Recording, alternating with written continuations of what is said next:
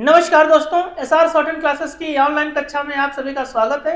मेरे प्यारे छात्रों, आज प्रतिलेखन संख्या 12 खंड रामधारी गुप्ता खंड 2 की है। यह स्पीच 5 सेकंड के बाद प्रारंभ होगी। भाइयों, भूगोल, पर्वत और समुद्र ने भारत के स्वरूप का निर्माण किया है। कोई मानव संस्था इसके आकार को बदल नहीं सकती और न ही उसके अंतिम लक्ष्य में बाधक बन सकती है। आर्थिक परिस्थितियों और अंतर्राष्ट्रीय मामलों की लगातार मांगों के कारण भारत की एकता और भी आवश्यक हो गई है। भारत के जिस चित्र को हमने अपने दिलों में संजोया है, वह सदा हमारे दिलों और दिमागों में रहेगा।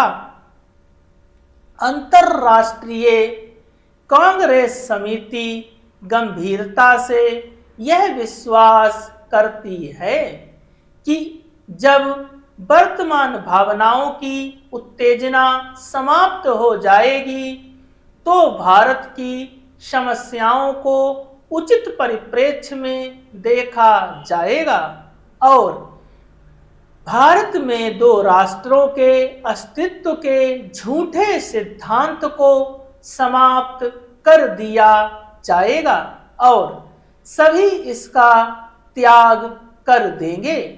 सामान्यतः राष्ट्रीयता जातीय, भाषाई अथवा भौगोलिक तत्वों पर आधारित होती है, परंतु इस्लाम का अलग अस्तित्व है जो अन्य धार्मिक वर्गों में मिश्रित नहीं होता।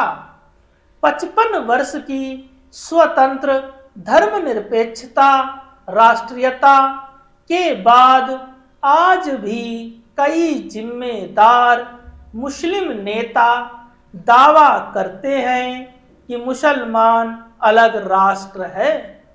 एक जिम्मेदार दल द्वारा इतने अधिक करुणाजनक और आत्मभ्रामक प्रस्ताव की कल्पना भी नहीं की जा सकती जितना कि अंतर्राष्ट्रीय भारतीय कांग्रेस समिति ने 15 जून 1947 को पास किया था।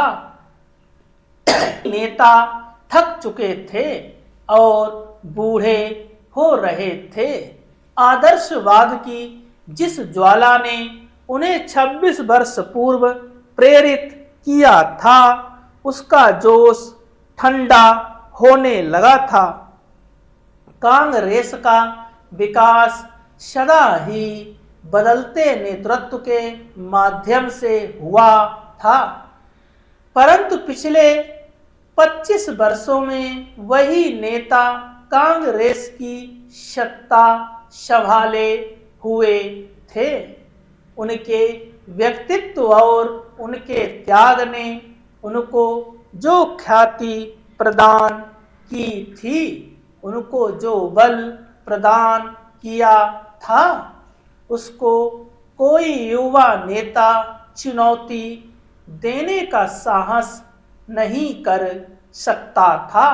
विभाजन के विरोध में केवल एक ही स्वर था और वह था गांधी जी का, परंतु वे भी बहुत बूढ़े हो गए थे और उनका स्वास्थ्य भी ठीक नहीं था। उन्होंने अंतर्राष्ट्रीय भारतीय कांग्रेस समिति से प्रस्ताव स्वीकार करने के लिए कहा। यदि वे नई कार्यकारिणी समिति और नई अंतरिम सरकार के लिए नए नेता नहीं चुन सकते। प्रस्ताव को पहले कार्य समिति ने पास किया। गांधी जी ने विशेष रूप से प्रार्थना की गई थी कि वे उपस्थित हों और सभा को संबोधित भी करें।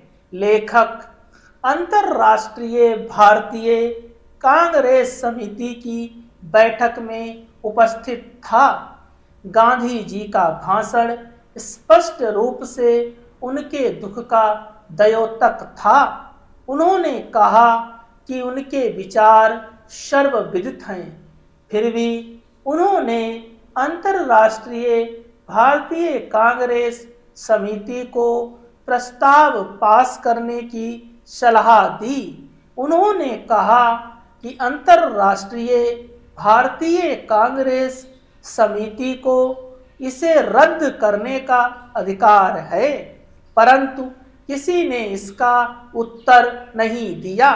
उस समय ब्रिटेन भारत से चले जाने के लिए और अपनी साम्राज्यवादी थाक छोड़ने के लिए बहुत उत्सुक था।